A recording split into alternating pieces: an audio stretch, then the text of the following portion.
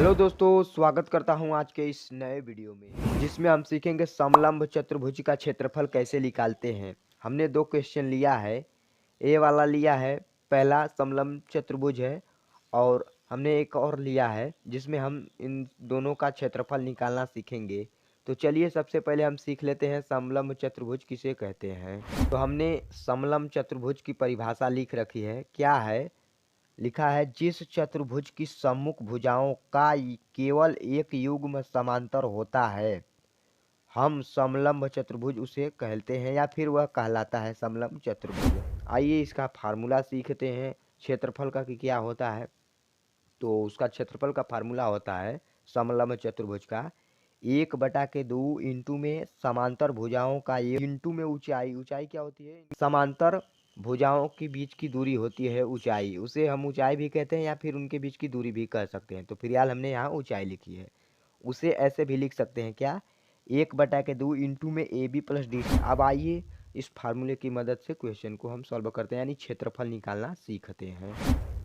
तो इस समलंब चतुर्भुज में दिया है, दो समांतर भुजाओं के बीच की दूरी दिया है 15 मीटर दिया है, और ए बी का मान दिया है 20 मीटर, और डी सी का मान दिया है 32 मीटर। तो चलिए अब उसका फार्मूला हमने लिख रखा है। समलंब चतुर्भुज ए बी सी डी का क्षेत्रफल का formula 1/2 A B plus D C into में एच, या फिर समांतर भुजाओं का योग और इंटू में उनके बीच की दूरी कितना है? 15 सेंटीमीटर। अब आइए रखते हैं मान। तो लिख लेते हैं 1/2 इंटू में समांतर भुजा का योग यानी 20 लिखेंगे, प्लस में 32 लिखेंगे, इंटू में कितना लिखेंगे? 15। अब क्या करेंगे कि इसे नीचे सॉल्व करेंगे तो ये होगा 1/2 और इंटू में 20 और 32 मिलकर कितना होगा? ये मिलेगा तो कितना होगा? 2 1 कम 2 होगा, और 3 2 5 यानी 52 होगा, और इंटू में 15। अब हम क्या करेंगे, इसे हम काट देंगे 2 से। 26 दूना के 52 होता है, तो यहाँ लिखेंगे 26 इंटू में 15। अब नीचे हम सॉल्व करेंगे तो इसका हम इसमें गुना करेंगे। 26 में हम 15 का गुना करेंगे तो 15 छक्का 90, 90 को 0 लिखेंगे, हाथ से लगा 9, और 15 दूना के 30, 30 और 9 कितना होता है? 39। यानी इसका आंसर कितना आया? 390 मीटर स्क्वायर। जब भी हमें क्षेत्रफल दिया है, अगर यहाँ सेंटीमीटर दिया होता है तो हम सेंटीमीटर स्क्वायर लिखते, अगर यहाँ मीटर दिया है तो हम मीटर स्क्वायर लिखेंगे। यही इसका क्षेत्रफल होगा। उम्मीद करता हूँ आप लोगों को यह क्वेश्चन समझ में आया होगा। आइए दूसरा क्वेश्चन को हम सॉल्व करते हैं। दूसरा क्वेश्चन में हमें दिया है समलंब चतुर्भुज पी क्यू आर एस में हमें इसका भी क्षेत्रफल निकालना है। इसमें पी क्यू कितना दिया है?